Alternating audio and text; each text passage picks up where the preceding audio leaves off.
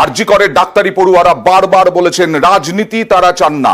আজকে অধীর রঞ্জন চৌধুরী গিয়েছিলেন আরজি করে প্রথমে পুলিশ বাধা দিল অধীর রঞ্জন চৌধুরীকে এবং তারপরে একজন ছাত্র মানে ডাক্তারি পড়ুয়া তিনি বেরিয়ে এলেন।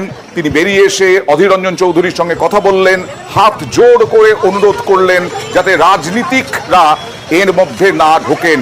আর তাই অধীর চৌধুরীকে ফিরে যেতে হলো, ঢুকতে পারলেন না।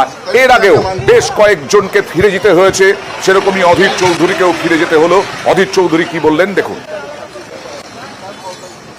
এখানে এক অদ্ভুত ধরনের ব্যারিকেড তৈরি করেছে পুলিশ, সিআইএসএফ, তারা কিছু জানে না, তাদের আমি দোষ দিতে রাজি না, তারা তো ভেতরের সিকিউরিটি দেখবে। কিন্তু পশ্চিমবঙ্গের পুলিশ বাহিনীর তৎপরতা, এটা দেখে আমি অবাক হলাম। কারণ একজন ব্যক্তি একা তাদের সঙ্গে দেখা করে তাদের ভাবনার সঙ্গে আমি সহমত পোষণ করতে চেয়েছিলাম।